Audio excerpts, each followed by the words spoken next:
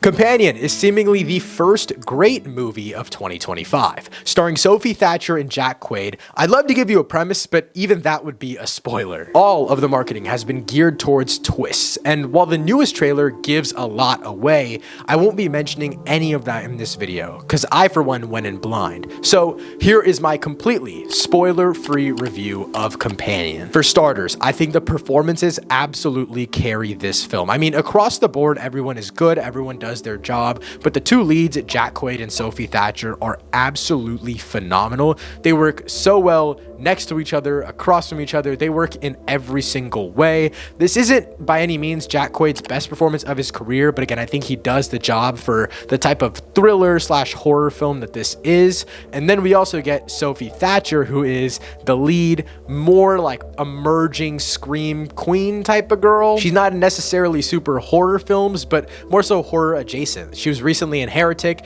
and now Companion. I think she does an amazing job in both, but Companion is by far the best thing that I have seen her in, and her performance is absolutely electric. From beginning to end, she's able to go through so many different emotions and really genuinely carry all of the relationships in this film on her back. Whether it's the romantic relationship with Jack Quaid or an uneasy relationship with some of his friends or his colleagues, etc., whatever. Maybe I'm trying to dance around a lot of spoilers here, but she is great in literally every single situation that you put her in this film. I'll get into a couple of my final battle problems later in the video, but I genuinely do think that even though the final act doesn't work as well as I wanted it to, I think her performance carries it just a little bit more, so I don't absolutely hate the ending. But that's my biggest problem with this film overall, and I mean, it's not necessarily a bad thing, but this film is just very, very basic, but it starts off with an interesting premise, so you are hooked the entire way. So you have my attention one way or another. It's a good thing that they drew me in. And again, I can't say much about the premise, but again, the baseline story, according to Rotten Tomatoes, is a new kind of love story. And so about 20 to 30 minutes into this film,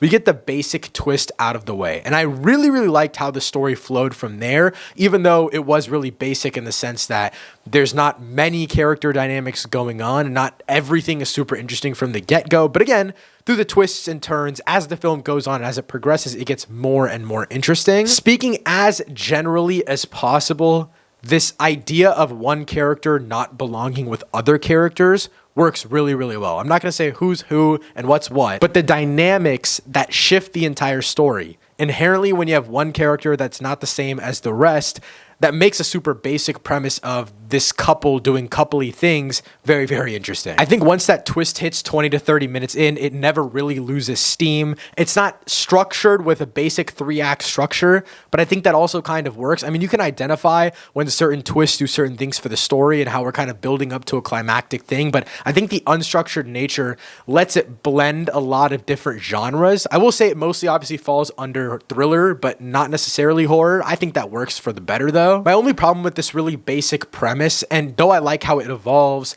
I think the very final fight slash the build up to that moment loses a little bit of impact. I'll get into more of that when I'm mentioning the social commentary, but it all kind of gets muddled down in a slightly drawn out final moment. Oh, and also I want to throw this in there. Visually, this is the most basic thing you'll ever see, which pissed me off just a little bit because with the concept and the road that this movie goes down, it feels like there's a lot of potential for more visually striking things. And as for the twists throughout the entire film, the main big twist works and the minor twists work enough. I think overall the character work, though it kind of feels forced in the very beginning moments of the film, and I was kind of like this, it's not necessarily giving me an uneasy feeling of I don't know what I'm going into, but it's more so just like everyone feels planted in this one spot, so it all feels very unnatural. But obviously it all ends up working because even after that big major twist, every single minor twist from then on did have my attention. I think the main thing that carries this film though, as at least in regards to the dynamic between Jack Quaid and Sophie Thatcher's character, is the fact that the humor is so witty, and I really like that it's in the context of this slightly out of time period piece type of thing. It's not necessarily super modern. This movie isn't in a weird time capsule.